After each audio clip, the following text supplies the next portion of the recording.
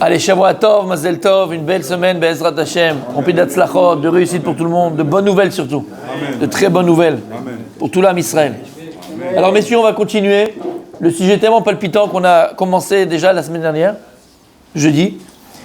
L'importance de ne pas parler à la synagogue et la gdusha de la synagogue, l'importance de la conduite qu'on doit avoir à la synagogue. Pour cela, on va ramener... On va, bien sûr, on va amener les paroles du Zohar à Kadosh. On va amener les paroles du Zohar, ce que nous dit Rabbi Shimon Bar Yochai, à plusieurs endroits du Zohar, sur la chashivut, l'importance de ne pas parler à la synagogue, l'importance de se conduire bien à la synagogue. Premier Mékor, première source du Zohar, Parashat Trouma. Celui qui veut aller voir là-bas, on a le Zohar ici, il peut le voir sur place. Daf Kouf Lamed Aleph Amoud Bet, d'accord? Il est là le Zohar, je vous l'ai montré. D'accord. Et il dit comme ça qui? Rabbi Shimon Bar Yochai. Donc respect, messieurs. Alors, vous savez que le Zohar est écrit en araméen. Donc, je vais vous le dire directement ici, c'est aussi ramené en hébreu, avec le pirouche Matok Midvash. Donc, on va essayer de faire donc, avec le pirouche de Matok Midvash et directement traduire en hébreu. Parce que si je le fais en araméen, et après en hébreu, et après machin, d'accord, on a compris qu'on ne va pas perdre du temps, chaz veshalom, mais après, à vous d'aller voir sur place. Alors, araméen. Uman de mishtai bebekenishta bemilin dechol. Tout celui qui parle à la synagogue des paroles profanes. Vaile de arse peruda. Malheur à lui parce qu'il montre, chas veshalom, qu'il y a une séparation dans les mondes supérieurs. Qui c'est qui fait la Gemara avec nous? Les 7 cieux avec le on sait qu'il y a 7 cieux. Et dans le 7e ciel, Rabbi, qu'est-ce qu'il y a dans le 7e ciel? Il y a Shivarikim. Dans le 7e ciel, qu'est-ce qu'il y a? On a vu, dans le premier, dans le deuxième, on a vu tout ça, qu'est-ce qu'il y a dans chacun? Ok, Mifran demain. À part ça, qu'est-ce qu'il y a dans le 7e ciel? Le fleuve de volcan, non? Non. Qu'est-ce qu'il y a dans le 7e ciel? Qui c'est à Kavod? Et qu'est-ce qu'il y a dans le 6e? Les Sarfé à Kodesh. Ophané à Kodesh. Les Séraphim. Et qu'est-ce qu'elles font? Elles mettent la tête en haut et redescendent. Sont à Cheshmal. Ve'achayot, ratso vashov. Il dit Daniel. Il a écrit que les animaux célestes, ils viennent et ils partent. Ratso, ils courent, ils viennent quoi. Vashov et ils reviennent. Ils vont et ils reviennent. Il dit d'où ils vont et ils reviennent. Ils sont dans le 6e ciel. Et dans le 7e, c'est qui c'est Akavot, c'est Akadash Baruch Hu Kaviachol Birvodo Be'atzmo. Alors qu'est-ce qu'ils font? Ils ont une ishtokekut. Une envie très forte. D'accord. Bon. Ils ont un désir. Ils ont une envie très très puissante de mistakel, de regarder, d'être néné. Alors la Gemara dit qu'ils mettent la tête en haut pour regarder, mais ils ne peuvent pas, c'est trop puissant. Alors ils reviennent en arrière, ils remontent, ils reviennent en arrière. Soda Cheshmal. D'accord? Il dit que c'est comme, à quoi ça ressemble? C'est comme une flamme qui monte un coup et qui descend. Soda Cheshmal, vous vous rappelez? Ok. Alors celui qui parle à la synagogue, c'est Piroud, il sépare Kaviachol Akadosh Baruch de ce monde-là. Que ça. Voilà ce qu'il fait. Vaile de Garamem Nuta. Malheur à lui qui abîme la Emouna. Malheur à lui parce qu'il abîme la Emouna. Quand tu parles à la synagogue, qu'est-ce que tu montres en vérité? Qu'est-ce que tu montres en vérité? Qu'il n'y a pas de Dieu? Parce que si tu es qu'avec Kadosh Baruch, si tu es qu'avec le Melech Malchei Amlachim, si tu es qu'avec le roi des rois, tu te permettrais de parler? Non. La preuve, c'est que si maintenant les Abdil, sans comparaison aucune, je te mets un roi Bassar Badam, un roi de chair et de sang, le roi du Maroc, le roi de Norvège, le roi de Suède, le roi de Belgique, où non, c'est l'onachon. Tu vas, je peux t'assurer que tu vas être sur ton costard, et tu vas faire attention, et tu vas bien te comporter, et tu ne vas pas faire le mariole. Alors devant un roi de chair et de sang, tu te comportes comme il faut, et devant le roi des rois, tu te permets de mépriser sa maison. Pour qui tu te prends? Vaile delet lechulka belaka d'Israël. Malheur à lui parce qu'il n'a pas de part dans le Dieu d'Israël. De'arze de'alet le'elaka.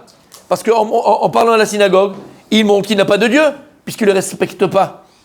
Vela ishtakar taman.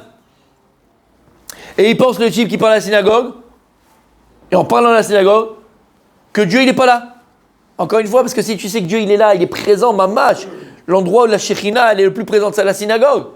Donc si toi tu parles à la synagogue, tu méprises la synagogue, tu n'honores pas la synagogue, tu rigoles à la synagogue, donc qu'est-ce que tu montres? Que Dieu il n'est pas là. Mais là, Dachil Mine, Et en plus, tu montres que tu n'as pas peur de lui. J'ai pas peur de toi, moi. J'ai pas peur de toi, moi. Pourquoi tu dis, ouais, j'ai pas peur de toi, moi. Vani kalala betikuna ila dila ila. Et il se conduit avec bisayon, avec mépris. Alors ici, il ramène le tikkun shel ma'ala. Parce que lorsqu'un Israël prie, lorsqu'on fait des prières, qu'est-ce qu'on fait? On est metaken, on répare des mondes, on répare des choses dans ce monde-là. Et lorsque tu parles à la synagogue, tu pries pas comme il faut, qu'est-ce que tu fais? T'es pogem, tu viens et tu abîmes la réparation que les gens viennent prier à la synagogue.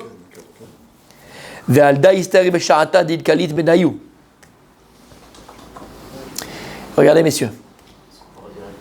Les Shava Liba Uruta Behaï.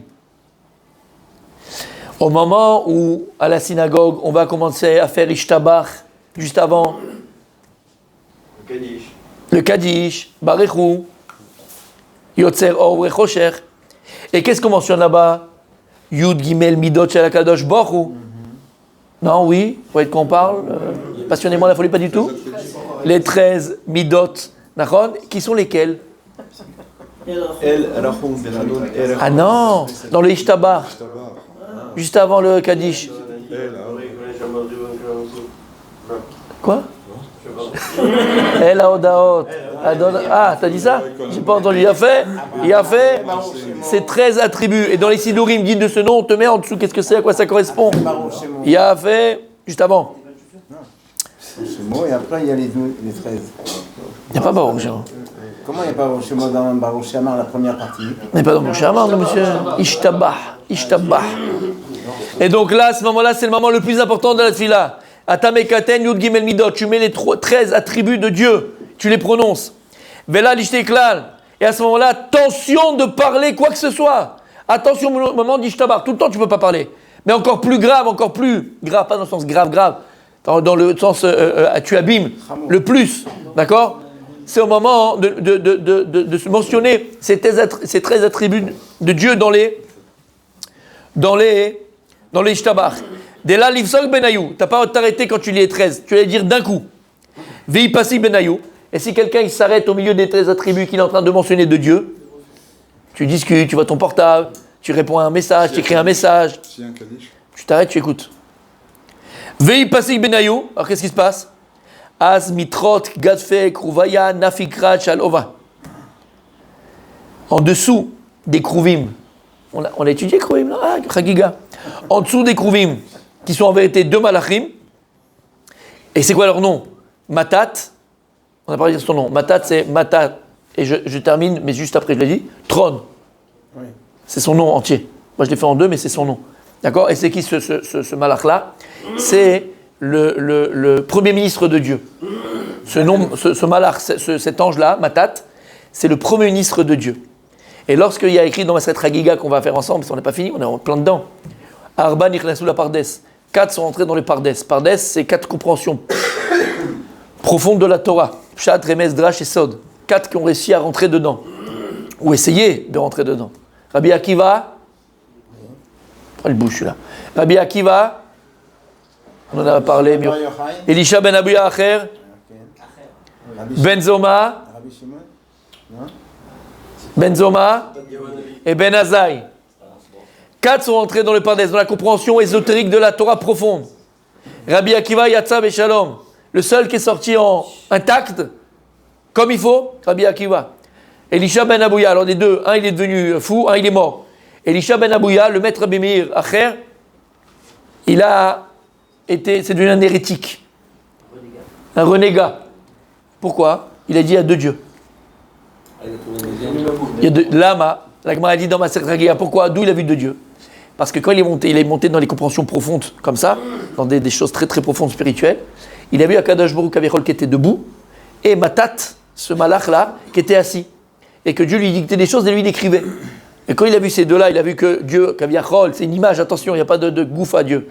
Mais il a vu Kaviachol que Dieu était debout devant lui. Il s'est dit, lui, il est aussi important, parce qu'il est debout, et l'autre, il est assis. C'est comme si tu étais à l'école, et tu étais devant le maître, tu étais toujours debout. La poésie, tout ce que tu étais debout. L'Avdil, il a cru qu'il y avait deux dieux. Et donc, un de ces malachs-là, c'est qui ce malach en fait s'est trompé? C'est que Dieu lui donne tous les directives, et lui, il va s'occuper du reste. Comme ça, il dit la Gemara. Donc ça, c'est ce premier malach. Il y a un autre malach qui s'appelle Sandal. on ne dit pas son nom, d'accord, non plus entier, Sandal. Et que de là-bas, de ces deux malachim-là, Yotzet Shalevet Achat. Et quand ils sont ensemble, il y a une Shalevet qui sort, et c'est quoi? Shu Malach Echad Ba'aldin. Et ils vont créer, entre guillemets, de leurs paroles, un malach qui est Ba'aldin, qui est un malach de rigueur. Vekare Bechela Ve'amar. Et cet ange-là qui a été créé, de rigueur, il vient, il proclame et il dit Palianya di Pasi Geuta de Kucha Berichu Ishtatse Beit Pasak. Cette personne-là, un tel fils d'un tel, qui s'est arrêté au milieu de la récitation de la grandeur de Dieu, les midot qu'on dit, et comment t'as dit là-bas? El Haodaot, Adon Inflot, d'accord? On dit des choses Et il coupe ça. magnifiques, on loue Dieu. Et lui qui s'est arrêté au milieu de louanges de Dieu, c'est Kochayav, qu'on lui coupe aussi sa vie, qu'on lui arrête sa vie. Bonne semaine. Dela Yecheme Geuta de Malka Kadisha, parce qu'il n'a pas peur de parler alors qu'il est en train de louer Dieu. Il n'a pas peur de parler quand il est en train de louer Dieu. Alors si c'était moi qui vous le dis, la vérité, n'ayez pas peur. C'est Rabbi Shimon Bar Yochai. Tu es en train de louer Akadosh Baruch Hu et tu es en train de parler. Kamada Tamar, comme il y a écrit, Uba Lire Geut Hashem. Il ne voit pas la grandeur de Dieu, ce type-là. Begin Deilent Lesar Inun Geut Hashem. Les fiches chez lui, Gimel Shvachim, Em Geut Hashem. Quand tu fais ces 13 attributs-là, c'est tout l'honneur que tu donnes à Kadosh Baruch Hu dans ta tfila. Shem Kitro Shel Kadosh Baruch Hu. Parce que c'est comme si tu créais une couronne à Dieu quand tu prononces ces 13 attributs-là. Et Akadosh Baruch Hu, il vient, Kaviachol, devant tous les malachim, et il dit, regardez la couronne que mes enfants ils m'ont préparée, regardez la couronne du roi, hein, il la mange, mais nous on la met sur la tête du roi, nous la couronne du roi, d'accord? Il y a la galette du roi aussi, d'accord? Il vient Akadosh Baruch Hu, il montre aux malachim, et Dieu il s'enorgueille de ça, regardez mes fils, regardez mes filles, regardez mes enfants, comment ils me louent, regardez le keter, regardez la couronne, qui me confectionne par leur prière. Va mafsik benehem. Et si maintenant le type, lui, il s'est arrêté pendant ça et il a parlé, Pogam et Keterazé. Dieu, il monte sa couronne et il manque une pierre précieuse, il manque un morceau. Chez Mishmor, tu fais des comme ça, on dirait ça, il a honte à Kadosh Baruch Hu. Il n'est pas entier, sa couronne, elle n'est pas complète, elle n'est pas entière. Voilà, messieurs. Déjà, on a Alpisod. Pas simplement comme on a dit, il parlait à la synagogue et tout ce qu'on a dit, ok, tout est vrai. Alpisod, voilà ce que tu es en train de faire. C'est une réalité. Ne pensez pas une seconde qu'ici on est en train de parler de Sipur et Savtot, c'est pas du Harry Potter, et c'est pas du 4 dimensions, et c'est des choses qui n'existent pas. Ouais, mais je dis, bon d'accord, mais c'est des choses qui nous dépassent, mais attends, parce que tu ne le vois pas, les choses n'existent pas.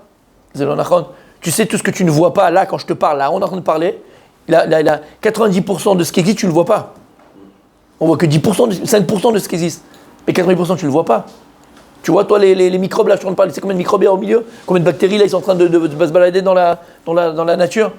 Toi, tu vois, comment? Les ondes. Mais tout de la création. On ne voit rien de la création.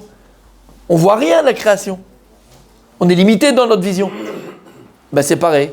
Sache qu'au niveau physique, si je te mettais un microscope, tu verrais plein de trucs autour de toi. Tu verrais qu'il y a un monde qui vit autour de toi. Mais un monde, maman, et des mondes qui vivent autour de toi. Au niveau spirituel, c'est pareil. Sache qu'il y a des choses extraordinaires qui sont au-dessus de nous. Mais ces choses-là, qui sont tout petits, au niveau des bactéries, et au niveau des choses spirituelles qui sont énormes, comme on vient de le voir, le matat, l'ange qui s'appelle matat, l'ange qui s'appelle sandal, et c'est ce malach qui est créé par cela, par leur parole, qui fait que c'est un malach de din, de rigueur, tout ça. Tout ça, il dépend de qui? Tout ça, ça dépend de quoi? Ça dépend d'Am Israël. Tout ce que Dieu il a créé dans ce monde-là, Bereshit bara Elokim, tout ce que Dieu il a créé pour toi. Et l'honneur de Dieu, l'honneur d'Akadosh Baruch Hu, c'est que nous, sa création, ce pourquoi Dieu il a créé le monde, l'honneur. On est tous venus, on a dit, pour une seule chose. Tous venus pour une chose. Glorifier le nom de Dieu sur terre. On est tous venus pour glorifier le nom de Dieu sur terre. Maintenant, comment le monde, l'univers, l'humanité? Maintenant, au niveau de l'humanité, chaque peuple va le faire différemment. Et même au niveau du peuple juif, chacun d'entre nous va le faire différemment. Mais là, le résultat, c'est exactement le même. Alors, Be'ezrat Hashem, on va maintenant aller à Bnei Brak. On va aller au Kever des Tzadikim, contemporain du Rav Dessler, Be'ezrat Hashem. On va essayer de voir le Rav Chazon Ish. On va essayer de voir les Gdolé Israël, Mamash, le Rav Shach, voir les Gdolé Israël. On va essayer d'aller sur la tombe du Rav Chaikin. Et lorsqu'ils ont écrit, à peu près, la vie du Rav Chaikin, d'accord, ils ont appelé le livre pour la gloire d'Hachem. Pour la gloire d'Hachem. Mais en vérité, ça doit être le titre de toutes nos vies. Après 120 ans, si on doit écrire le livre de notre vie, le titre du livre, ça doit être pour la gloire d'Hachem. Quand tu vas lire le livre, toi, ça va être après 120 ans jusqu'à 120 ans, bonne santé, chacun de nous, ça va être chacun, lui, il a été un grand médecin, il a fait beaucoup de chesed, il a fait ceci, il a fait cela. Kol echad, chacun selon sa personne, sa personnalité, selon sa mission. C'est vrai. Mais la finalité, on est tous venus pour glorifier le nom d'Akadosh Baruch Hu. Et le plus grand moment où on peut glorifier dans la journée le nom de Dieu, c'est quand on vient à la synagogue, on vient pour prier, on vient pour étudier et on se la ferme. Bonne journée.